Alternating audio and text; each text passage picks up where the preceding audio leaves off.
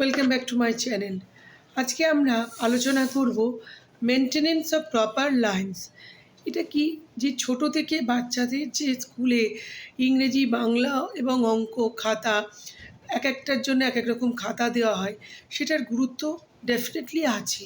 কারণ বাচ্চাটি যদি ছোট থেকে প্রপার লাইনে লেখা লিখতে না শেখে, এর আগেও আমি বলেছি, তাহলে তার যদি ক্যাপিটাল স্মল লেটার্স লেখার অভ্যেসটা যদি না থাকে, তাহলে এবং কোথায় কী লিখতে হবে, অনেক সময় দেখা যায় পরীক্ষা হলে বাচ্চাটির লেখাটা ওপরে নিচে এদিক ওদিক লাইন, আগে যেখান থেকে ক্যাপিটাল লেখার কথা সেখান থেকে সেই স্মল লেটার লিখছে, স্মল লেটার যেখান থেকে লেখার কথা সেখানে ক্যাপিটাল লেটার্স লিখছে।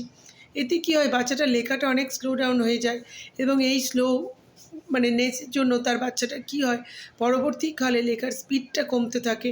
সেক্ষেত্রে রাইটিং স্কিল কখনোই ইমপ্রুভ করা যায় না, কারণ রাইটিং স্কিল ইমপ্রুভ করতে গেলে থরো রাইটিংয়ের দরকার এবং রাইটিংয়ের স্পিড দরকার। এর আগের ভিডিওসগুলোতেও আমি সেটা নিয়ে ডিসকাস করেছি, কী করে কী ইমপ্রুভ করতে হবে না হতে হবে আমি বলেছি। কিন্তু এটা আমি আবার বলছি, মেনটেনেন্স অফ প্রপার লাইন খুবই ইম্পর্টেন্ট।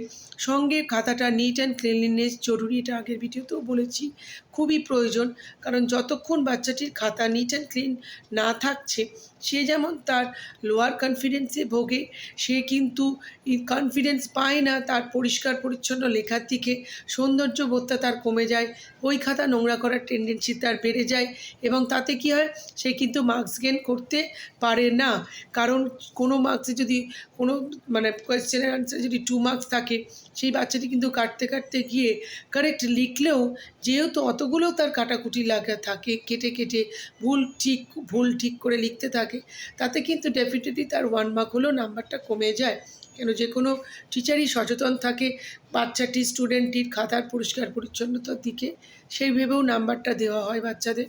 সেই জন্য প্রথম থেকেই আমাদের চেষ্টা করতে হবে বাচ্চাটি লেখার প্রতি যত্ন চাই, তার সৌন্দর্য বোধ থাকতে চাই, তার খাতাটা যত সুন্দর করে প্রেজেন্ট করতে পারবো, তার প্রজেক্টগুলো যখন পরে থাকবে তখন সেইভাবে আমাকে আকর্ষণীয় করতে হবে।